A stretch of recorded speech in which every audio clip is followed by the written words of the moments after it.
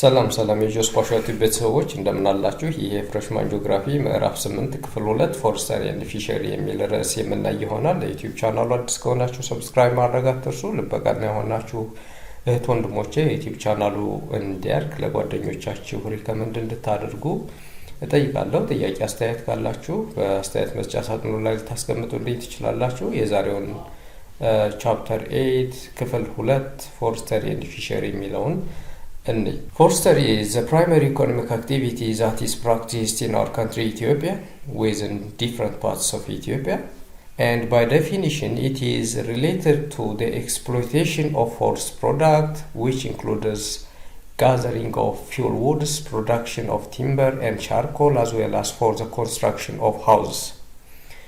የደን ልማት ማለት ደንን በማልማት ለተለያዩ ጥቅም ማዋል ሲሆን የሚለማው ደን ወይም ፎረስት አንደኛ ለማገዶነት ያገለግላል። ሌላኛው የቤት ቁሳቁሶችን ለማሟላት የጣውላ ምርትን ለማምረት ያገለግላል። ከዚህ በተጨማሪ ከሰል ለማክሰል እንዲሁም ቤቶችን ለመስራት ይሄ ፎረስት ወይም ደን አስፈላጊ ነው። Forests have its own significance related to the economic activities of our country, Ethiopia. So, economic significance of forest is, even though the importance of forest and forest product is little in earning foreign exchange, their significance at local level is large. For instance, their contribution to the national economy of Ethiopia is estimated to the gross domestic product about 2.5%. ምንም እንኳ የደን ልማት የሚያስገኘው የውጭ ምንዛሪ አናሳ ቢሆንም ለሀገር ውስጥ ፍጆታ ከፍተኛ የሆነ አስተዋጽኦ አለው። ይሄ የደን ልማት ከኢትዮጵያ የግሮስ ዶሜስቲክ ፕሮዳክት ውስጥ 2.5% የሚሸፍን ሲሆን most of the trees cut in Ethiopia today are used for the domestic purpose, like for fuel wood, for timber and house furniture, for building construction. በኢትዮጵያ ውስጥ ያሉ ደኖች በብዛት የሚቆረጡት ለነዚህ ለሚከተሉት ፐርፐዝ ወይም አላማ ነው። አንደኛ ለማገዶነት ያገለግላሉ። ኢትዮጵያ ውስጥ ያለው የኃይል አማራጭ በጣም አናሳ ስለሆነ የጂኦተርማል ኤሌክትሪክ ኢነርጂ በሁሉም ቦታ የተደረሰ ስላልሆነ ዛፎችን በመቁረጥ እንደ ማገዶነት ለመጠቀም ግድ ይላል። ሁለተኛው for the production of furnitures and timber የጣውላ ምርቶችንና የቤት ውስጥ ቁሳቁሶችን ለማሟላት ያገለግላል።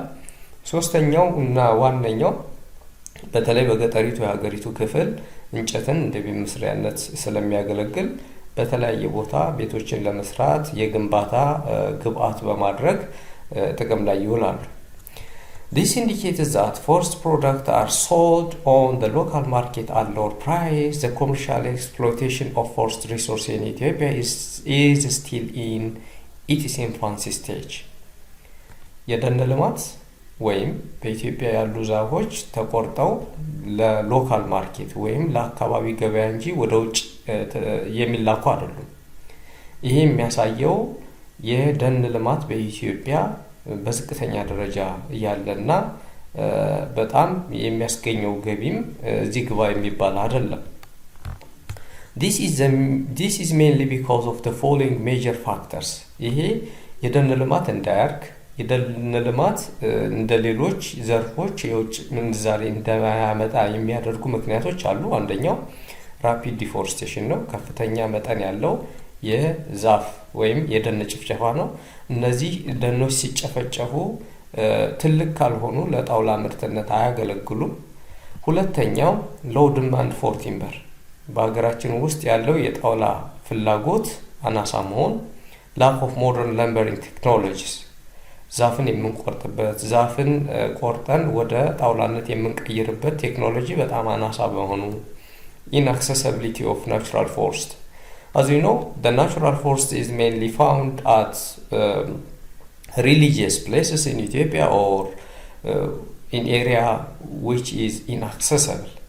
በአብዛኛው የኢትዮጵያ ደኖች የሚገኙት አንደኛ በጣም የሰው ልጅ የማይደርስባቸው ገደላማ በሆኑ ቦታዎች ሊሆን ይችላል። ሁለተኛ ደግሞ በሃይማኖት ተቋማት አካባቢ ሊሆን ይችላል እና በዚህ ምክንያት ደግሞ እነዚህን የመጠቀም እድሉ አናሳ ስለሚሆን የደን ልማት በኢትዮጵያ በዝቅተኛ ደረጃ ላይ የሚገኝ ነው።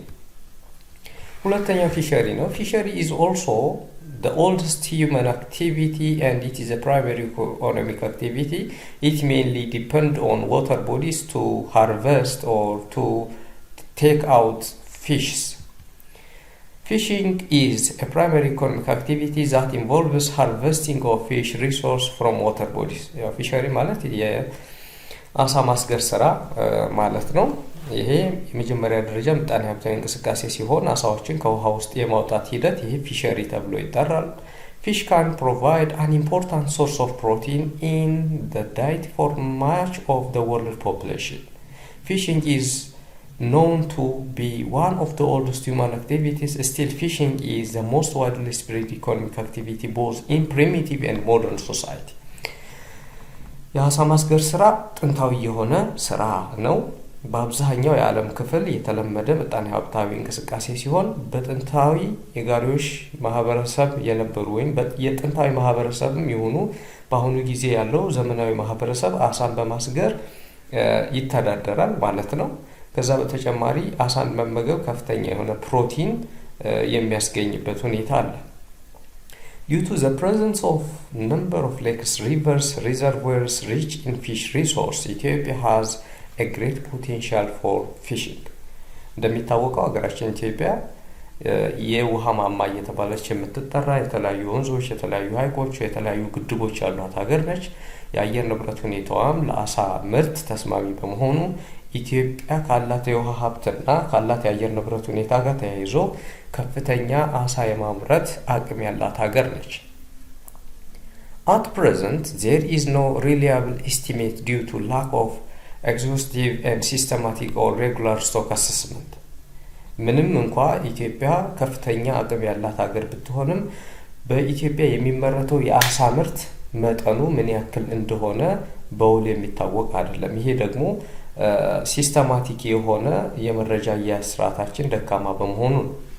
The total estimated potential yield calculated from the surface area of the major lakes is estimated 60,000 tons per year. However, in the face of the above uncertainty, the potential yield stood between 30,000 to 45,000 tons per year for the main water bodies. ቅድም እንደነገርኳችሁ የመረጃ አያያዛችን ደካማ ነው ብለናል። ነገር ግን በኢትዮጵያ በሚገኙ ዋና ዋና ሐይቆች ይመረታል ተብሎ የሚታሰበው ፖቴንሻል ወደ 60,000 ቶን በአመት ይመረታል ተብሎ ይታሰባል። ነገር ግን ባለው የመረጃ ጥንቅር ጉድለት ምክንያት በኢትዮጵያ ውሃማ አካላት በየአመቱ ይሰበሰባል ተብሎ የሚታሰበው የአሳ ምርት ከ30,000 እስከ 45,000 ይደርሳል ተብሎ ይገመታል። This is the major rivers and their area with a maximum depth, the annual potential live fish and the main fish species that is harvested in different water bodies. ይህ የሚያሳየው በኢትዮጵያ ያሉ ውሃማ አካላትን ነው። በተለይ እነዚህ ሐይቆች ናቸው። ጣና፣ አባያ፣ ዝዋይ፣ ጫሞ፣ ቆቃ፣ ላንጋኖ፣ አዋሳ፣ መተሃራ፣ በሰቃ ኤሪያቸው እዚህ ጋር አለ። ጣና በኢትዮጵያ የሚገኘው ትልቁ ሐይቅ ነው። ስፋቱ 3600 ኪሎ ሜትር ስኩዌር ይደርሳል። ዴብዝ የሚለው 9 ነው ትክክለኛው። በአመት የሚያመርተው የጣና ሐይቅ 15,000 ኪሎ ግራም አሳ ያመርታል። በጣና ሐይቅ ላይ በብዛት የሚገኙ አሳ ዝርያዎች ባርቡስ፣ ካሊረስ እና ቴላፊያ የሚባሉ የአሳ ዝርያዎች በዚህ ይገኛሉ። በአብያታ፣ በዝዋይ፣ በጫሞ ምንድን ናቸው የሚለውን እዚህ ጋር ማየት ትችላላችሁ። የመረጃ ምንጩ ፋኦ 2015 ነው። The other is fishing ground in Ethiopia. As far as fishing ground is concerned, most fishing activities in Ethiopia takes place in fresh water, that is mainly in rivers and lakes as well as in ponds. Ethiopia's freshwater body are known to have 101 species of fish, among which 4 are endemic to the country. እንግዲህ ፊሽንግ ግራውንድ ማለት ኢትዮጵያ ውስጥ የሚገኙ የተለያዩ ውሃማ አካላቶች አሉ ብለናል። በብዛት አሳ የሚሰገርባቸው ቦታዎች ፍሬሽ ወተር ናቸው። ፍሬሽ ወተር የምንላቸው ደግሞ በኢትዮጵያ የሚገኙ ሐይቆች፣ በኢትዮጵያ የሚገኙ ወንዞችና ግድቦች ናቸው። በእነዚህ ሐይቆች፣ ወንዞችና ግድቦች ወደ 101 የሚደርሱ የአሳ ዝርያዎች አሉ። ከነዚህ ከ101ዱ ደግሞ 4ቱ የሚደርሱት በኢትዮጵያ ውስጥ ብቻ የሚገኙ ኢንደሚክ ፊሽ ናቸው፣ ወይም በኢትዮጵያ ውስጥ ብቻ የሚገኙ የአሳ ዝርያዎች ናቸው። In general, the Ethiopian fish ground could be classified as lakes and rivers. እንግዲህ እዚህ ላይ ፊሽንግ ግራውንድ በኢትዮጵያ ሌክ እና ሪቨር ብለን ወይም ሐይቅ እና ወንዝ ብለን እንከፍላለን። በሐይቅ የሚመረተውን እንይ። The Ethiopian lakes are estimated to cover the surface area about 7,000 kilometers square. የኢትዮጵያ ሐይቆች የሚይዙት የቆዳ ስፋት ወደ 7000 ኪሎ ሜትር ስኩዌር ይደርሳል ተብሎ ይገመታል። በዚህ በ7000 ኪሎ ሜትር ስኩዌር ውስጥ ደግሞ 79% የሚሆነው አመታዊ የአሳ ምርት የሚመረተው ከኢትዮጵያ ሐይቆች ነው። The most important lakes where much of the fish production come from Lake Tana, Lake Zowai, Langano, Hawassa and Abiata Cham. እነዚህ አብዛኛው ደግሞ የሚመረተው በእነዚህ 5 የአሳ ማስገሪያ ሐይቆች ነው። አንደኛው የጣና ሐይቅ ነው። ሁለተኛ ዝዋይ፣ ላንጋኖ፣ ሐዋሳና አብያታ እንዳጫሞ ከፍተኛ ምርት የሚመረትባቸው የኢትዮጵያ ሐይቆች ናቸው። The annual maximum sustainable fish yield of our lakes are estimated to be above 35,000 tons. However, presently only 4,000 tons are produced annually. እንግዲህ የኢትዮጵያ ሐይቆች ላይ ሊመረት የሚችለው የአሳ ምርት አቅም ፖቴንሻሉ ወደ 35000 ቶን ይመረታል ተብሎ ይታሰባል። ነገር ግን አሁን አክቹአሊ እየተመረተ ያለው ወደ 4000 ቶን የሚደርስ አሳ ነው። ከዛ በተጨማሪ ከ101 የአሳ ዝርያዎች መካከል ለገበያ የሚቀርቡት 25ቱ የአሳ ዝርያዎች ብቻ ናቸው። ኦኬ፣ ሁለተኛው የፊሽንግ ግራውንድ ሪቨር ፊሸሪ ነው። ሞስት ሪቨርስ ኢን ኢትዮጵያ ሃቭ ሃይ ፊሽ ሪሶርስ። ሞስት ፊሽ ፕሮዳክሽን ኦፍ ዘ ሪቨር ኢዝ ኮንፋይንድ ቱ ዘ ሎካል ኮንሰምፕሽን ባይ ቪሌጀርስ ሊቪንግ ኒር ኤንድ አራውንድ ሪቨር ባንክስ። ይሄ ምንድን ነው የሚለው አብዛኛዎቹ የኢትዮጵያ ወንዞች አሳ ለማምረት በጣም ምቹ የሆኑ ሲሆኑ በወንዞች አካባቢ የሚኖሩ የገጠር ሰዎች በብዛት አሳዎችን በማውጣት ይጠቀማሉ ለማለት ነው።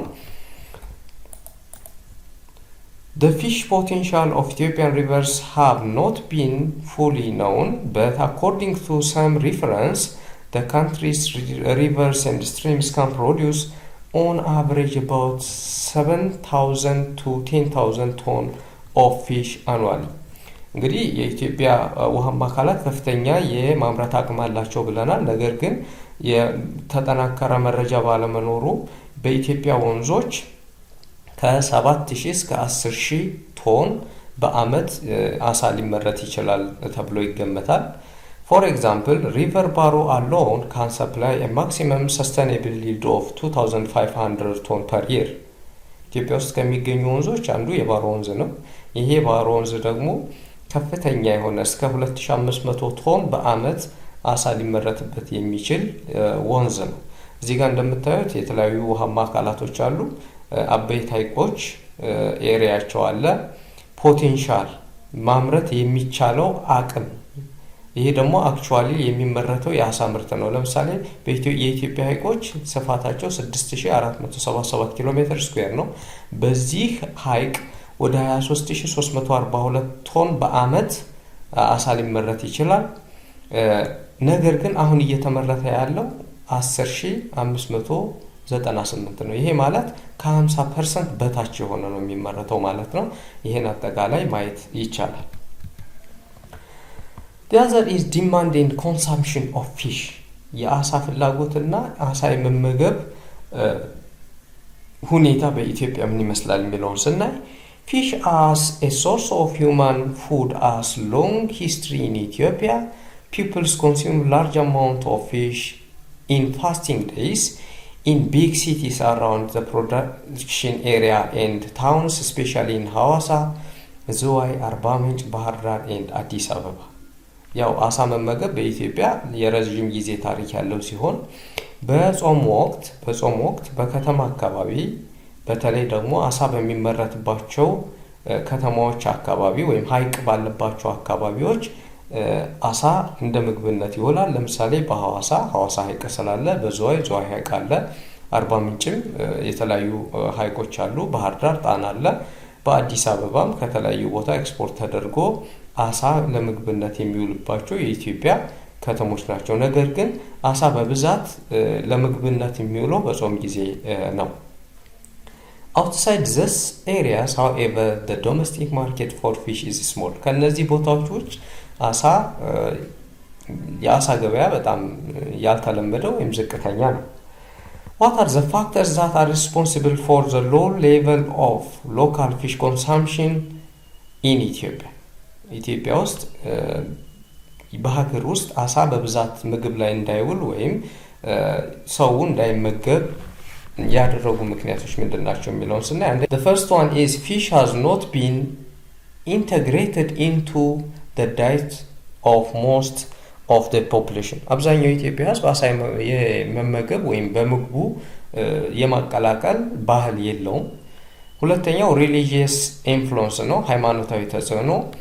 ሃይማኖት ጋር በተያያዘ አንዳንድ ጊዜ በኢትዮጵያ ኦርቶዶክስ ተዋሕዶ አማኞች አማካኝነት በጾም ወቅት አሳ ግማሹ ለምግብነት ይውላል የሚል አለ፣ ግማሹ ደግሞ ለምግብነት አይውልም የሚል አለ።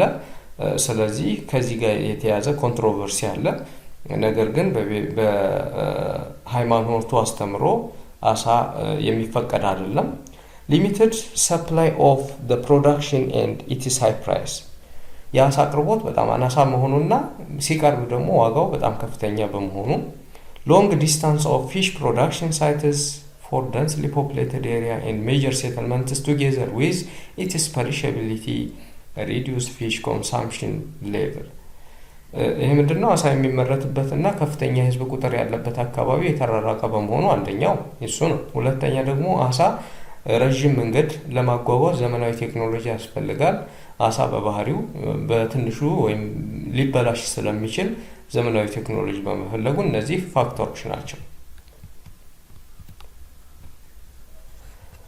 ከዚህ ቀጥሎ የምናየው ሶሺዮ ኢኮኖሚ ኮንትሪቢዩሽን ኦፍ ፊሸሪ ሴክተር የአሳ ወይም የአሳ ማስገር ስራ በኢኮኖሚ ላይ ያለው ኮንትሪቢዩሽን ምንድነው የሚለውን ባጭሩ ስናይ ሮል ኦፍ fishing or role of fisheries in the national economy. Despite the sector low contribution to the gross domestic product, which is estimated 0.1%, the fishery sector in Ethiopia plays an appreciated role in terms of providing employment and income at the lower level of contributing to food supply and the national level. ምንድነው ይሄ? ለግሮስ ዶሜስቲክ ፕሮዳክት የሚያበረክተው በጣም አነሳ ነው። ነገር ግን ለሎካል ኮንሳምፕሽን ወይም ለአካባቢ ፍጆታ የራሱን የሆነ አስተዋጽኦ ያበረክታል። ሁለተኛው ከፉድ ሴኩሪቲ ወይም በምግብ ራስን ከመቻል አንጻር ፊሸሪስ are regarded as an important sector in the effort to increase animal protein consumption and achieve food security for the growing population. በአሁኑ ጊዜ የኢትዮጵያ ህዝብ ቁጥር ከጊዜ ወደ ጊዜ እየጨመረ ነው። ስለዚህ የኢትዮጵያ ህዝብ በምግብ ራሱን ለመቻል አሳን መመገብ እንደ አንድ አማራጭ ይሆናል። ስለዚህ ቁጥሩ ምንም እንኳን ብዙ ባይሆንም በከተማዎች አካባቢ ሐይቆች ባሉባቸው አሳ በሚመረትባቸው አካባቢዎች እንደ ፉድ ሴኩሪቲ ወይም በምግብ ራስን ለመቻል ሰዎች እያሰገሩ ይጠቀሙበታል። ሌላኛው ኦፖርቹኒቲ ኢምፕሎይመንት ነው፣ የስራ ዕድል ይፈጥራል። ዳይሬክትሊ ወይም ኢንዳይሬክትሊ በአሳ ስራ ላይ የሚሰማሩ ሰዎች አሉ ማለት ነው። በ2010 በተካሄደ ጥናት አማካኝነት ወደ 4052 ሰዎች ዳይሬክትሊ በአሳ ማስገር ስራ የተሰማሩ ሲሆኑ ኢንዳይሬክትሊ አሳው ከአሰገሩ በኋላ ኢንዳይሬክትሊ ደግሞ ወደ 9148 ሰዎች የስራ ዕድል በአሳ ማስገር ስራ ተፈጥሯል ማለት ነው። The other is fish meal as animal feed sources. ይሄኛው ደግሞ አሳን ለሌሎች እንስሳት እንደ ምግብነት በማዋል እንስሳቶችን ማድለብ ይቻላል። Fish meal is an excellent source of protein for animals. ፕሮቲን አላቸው አሳዎች። ስለዚህ አሳዎችን ለምሳሌ ፖልተሪ ዶሮዎችን የአሳ ስጋ ወይም የአሳ ተረፈ ምርት ብንሰጣቸው ከፍተኛ የሆነ ፕሮዳክሽን ይሰጣሉ ማለት ነው። ስለዚህ ይሄኛው አንደኛው ነው። The other is sport fishing as recreational values. አሳን ማስገር እንደ መዝናኛነት የሚቆጥሩ ሰዎች አሉ። በተለይ በትልልቅ ሐይቆች እንደ ጣና እንደ ሐዋሳ ባሉ አንዳንድ ሰዎች ልክ እንደ ስፖርት አሳን ማስገር ኢንተርቴን የሚያደርጋቸው ሰዎች አሉ ማለት ነው። What are the constraints and opportunities of fishing sector? የአሳ ሴክተሩ ምንድን ነው ያለው መልካም አጋጣሚና ኮንስትሬንት ወይም ጉድለቶቹ ምንድን ናቸው የሚለውን ስናይ factories, agricultural and sewages are a source of major water pollutants, and when the water is polluted by different chemicals, the amount of fish that we expect will be reduced. እንግዲህ በተለያዩ ቦታዎች የሚቋቋሙ ፋብሪካዎች ከእርሻ የሚወጡ እንደ ማዳበሪያ አይነት ከከተማ የሚለቀቁ ጸዳጆች ወይም ቆሻሻዎች ከውሃ ጋር በሚገናኙበት ጊዜ ውሃው ይበከላል። ውሃው ሲበከል ደግሞ ለአሳዎች ምቹ አይሆንም። አሳዎች እንዲሞቱ እንዲሁም የአሳዎች ቁጥር እንዲቀንስ ያደርጋል ማለት ነው። ይሄ ምንድነው? ኮንስትሬንት ነው ወይም ስጋት የምንለው ነው። The extraction of minerals from Lake Abiata could have a negative effect on fish stock, just as effluents from the tannery at Koka Reservoir and the textile industry in Hawassa and Arba Minch can affect fisheries. እንግዲህ በአብያታ አካባቢ የሚካሄደው የማዕድን ቁፋሮ፣ በቆቃ አካባቢ ያለው የቆዳ ፋብሪካ፣ በሐዋሳና በአርባ ምንጭ አካባቢ ያሉት የጨርቃጨርቅ ፋብሪካዎች፣ ከነዚህ ፋብሪካዎች ወደ ሐይቁ የሚለቀቀው ኬሚካል አሳዎችን እንዲሞቱ እንዲሁም የአሳ ምርት እንዲቀንስ የሚሆንበት ሁኔታ አለ። Also, the increasing rate of deforestation could result the increasing drying up of water bodies and increasing in water turbidity.